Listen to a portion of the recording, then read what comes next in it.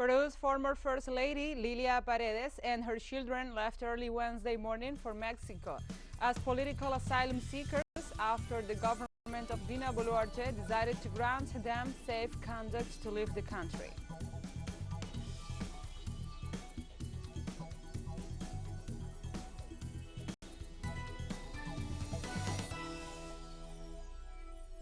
Haiti closes on Wednesday the second day of vaccination against cholera, mainly in children between 1 and 5 years old, one of the most affected by the recent upsurge of cases of the disease.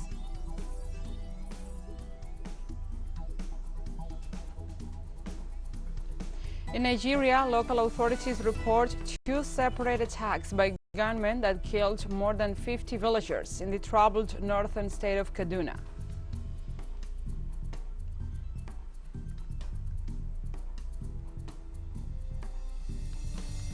From the headquarters of TeleSUR English in Havana, Cuba, this is From the South. I'm your anchor, Gladys Quesada.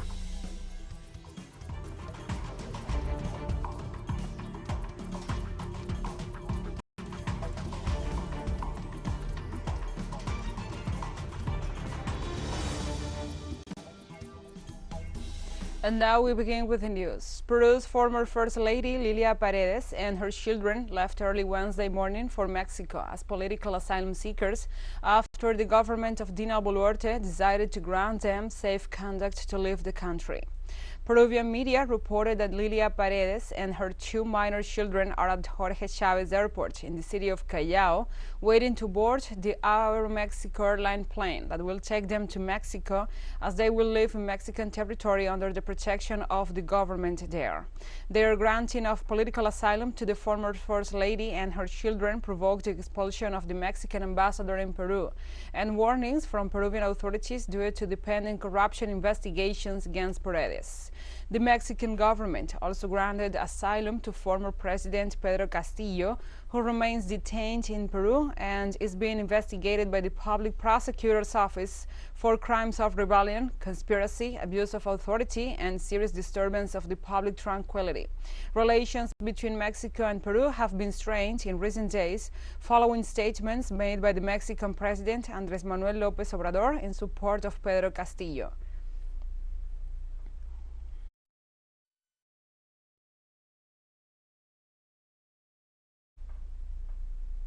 In Peru, the government of the President Dina Boluarte declared the Mexican ambassador Pablo Monroy persona non grata. In a press conference, Foreign Minister Ana Cecilia Gervasi informed his actions are the result of the repeated interference of the Mexican government in the internal affairs of the country after the removal of Pedro Castillo as president. He also pointed out that Mexico's expressions violate the principle of non-intervention signed in the Vienna Convention on Diplomatic Relations.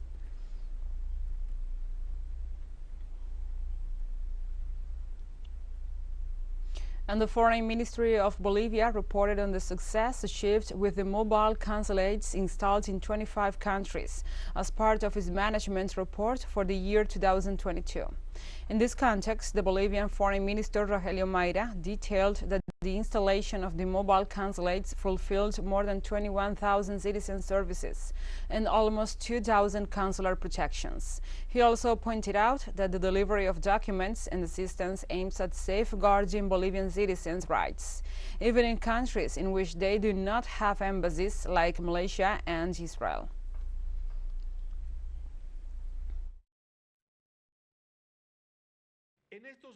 In these 25 countries, we have deployed 2,057 mobile consulates.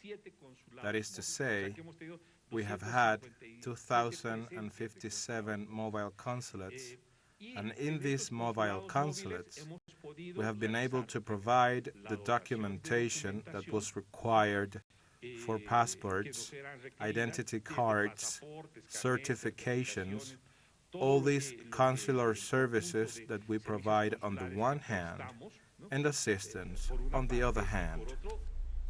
Likewise, the Chancellor of Bolivia, Rogelio Mayra, informed that the government is monitoring the situation of the Bolivian residents in Peru in order to provide quick help in light of the political crisis that the country is going through. We have made a recommendation since last week so that our compatriots, our fellow countrymen, could be cautious to leave for Peruvian territory, or definitely not to do so. And at this point, we are carrying out a constant monitoring work. We know that they have been taking measures to protect the trucks that are in the garage. In some cases, we have no information of any critical situation, and in any case, we will trigger the mechanisms of consular assistance. Brazil's federal police arrested on Tuesday the alleged mastermind of the murders of English journalist Dom Phillips and the indigenous activist Bruno Araujo last June in the Amazon region, after he had been declared a fugitive from justice. According to the information released by the federal police, they arrested the fugitive from justice known as Colombia, who is accused of heading a criminal society dedicated to illegal fishing. Police have also stated at various times that the identity of the subject is still not entirely clear, as during investigations he initially showed a Peruvian document but also carried a Brazilian one. For this reason, he was detained and the police investigated him and gave him the name of Rubén Darío da Silva Villar, of Colombian nationality, but this information has not been fully verified either. The suspect was linked to the death of Phillips and Araujo by some witnesses and by the confessions of 2 of the 7 accused in the case.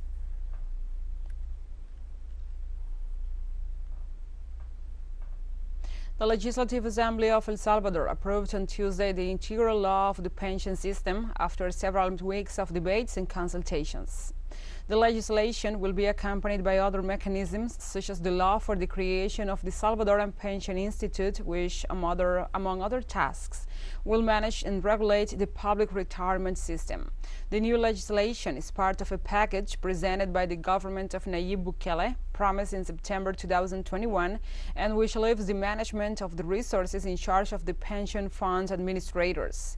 In El Salvador, 8 out of every 10 elderly people do not have access to a pension, and only 1 out of every 4 people who have a paid job contribute to the Social Security system, according to figures provided by the Central American Institute of Fiscal Studies.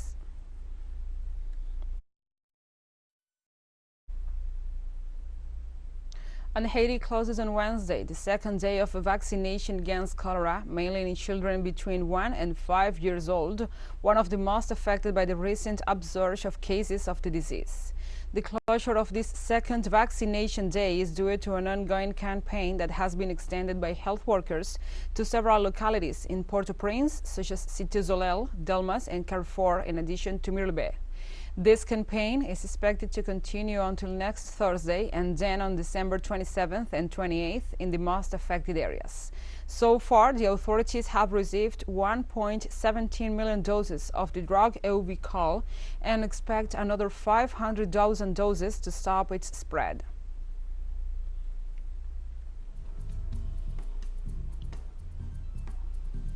Let's take a short break, but first, remember you can follow us on our TikTok account at TeleSUR English, in which you will be able to see news in different formats, news updates, and more. Other stories coming up, stay with us.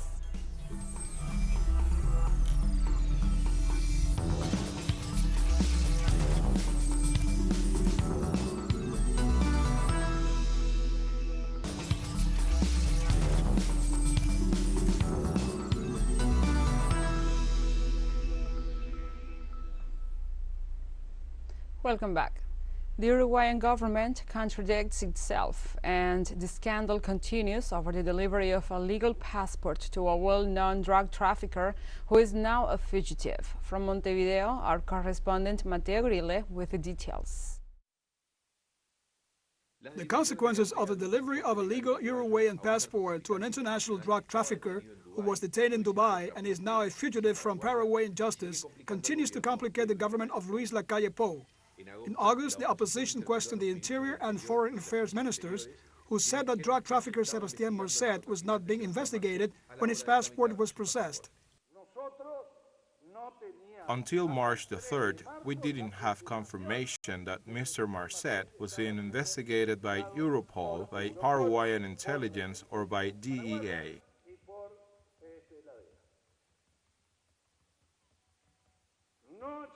There was no open cases until March the 3rd. But after the release of a series of chats between the Vice Ministers of the Interior, Guillermo Maciel, and of Foreign Relations, Carolina H., in which Marcet is recognized as a dangerous and heavy drug trafficker, the authorities were left in a very complicated position. In the inquiry, Vice Minister H. said that no one had warned her about Marcet's dangerousness. As Undersecretary Maciel said, on those two occasions he asked me for specific information on the situation of this Mr. Marcet, to which I, through my secretary's office, answered him punctually what he asked me. He did not give me any details as to what he asked me, because he said it was a reserved matter and I answered him, and nothing more than that.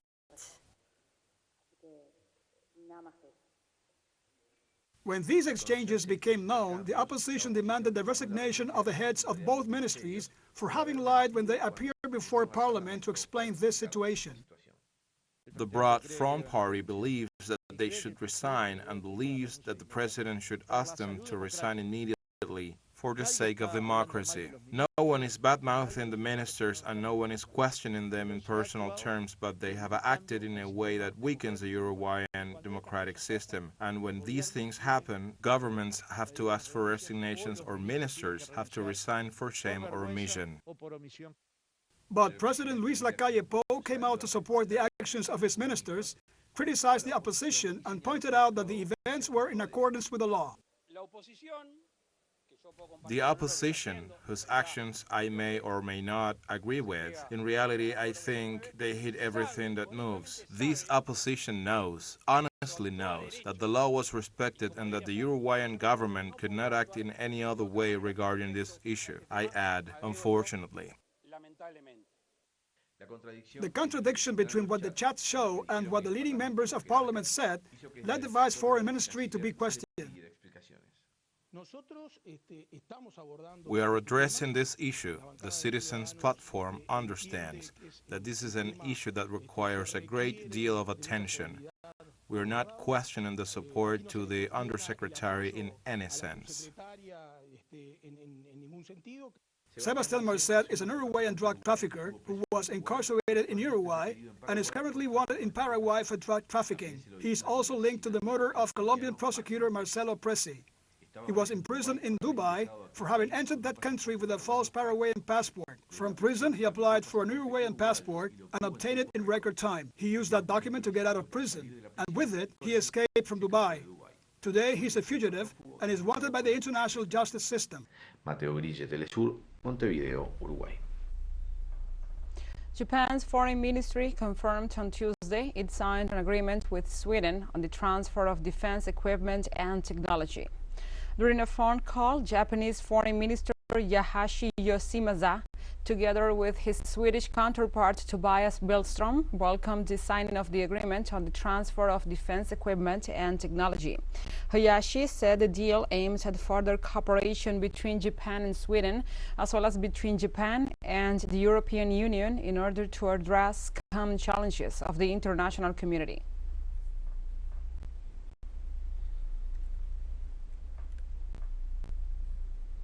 In Hungary, the authorities urged the European Commission to examine the consequences of sanctions against Russia. In statements to the press, the advisor of the Hungarian Prime Minister Balázs Orbán considered that the leaders of the European Union countries should hold serious talks on the effect of the restrictions before approving the 10th and 11th package of sanctions against the Eurasian nation.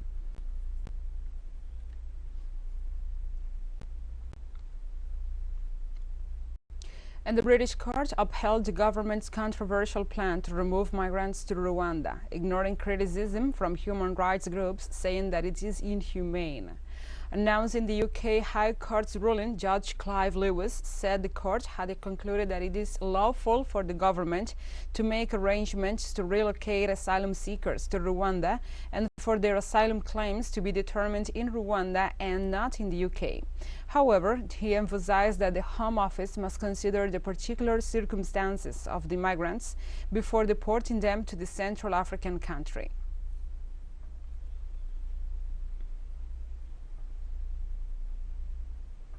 And a declassified secret report and its nexus revealed that the US and the UK negotiated at least one loan to Nazi Germany for billions of dollars, shortly before the outbreak of the World War II.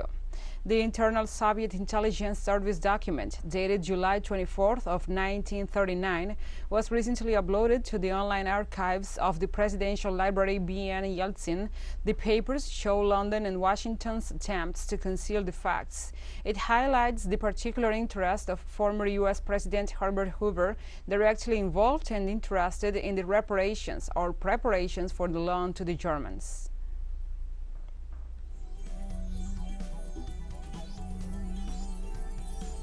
And we have more news coming up after a final short break, so stay with us.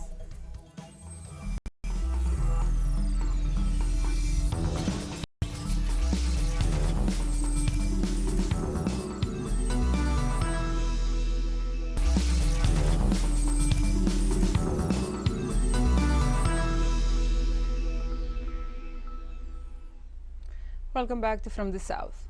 Afghanistan's governing Taliban movement, under UN sanctions for terrorist activities, has banned young women from completing university studies. The order highlights that it should be implemented as soon as possible and that the ministry should be informed of the measures taken. The Taliban had already been criticized for banning secondary education for girls.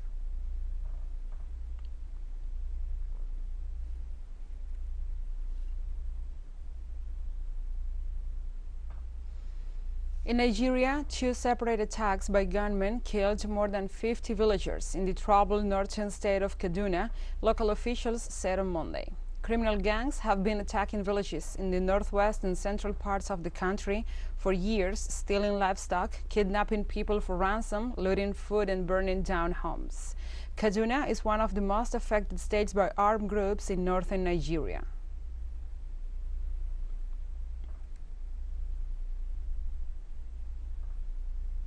And Ethiopia is experiencing one of the largest education crises globally, mainly due to internal conflict and the effects of climate change.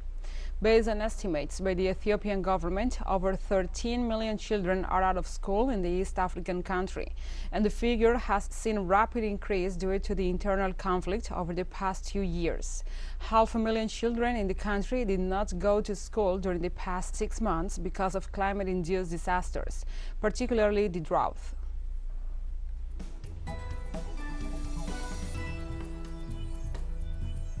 And we have come to the end of this news brief. But remember, you can find this and many other stories on our website at telesurenglish.net. And also, if you feel so inclined, please join us on social media for all the latest news. We are on Facebook, Instagram, Twitter, Telegram, and TikTok. For TeleSUR English, I'm your anchor, Gladys Quesada. Thank you for watching.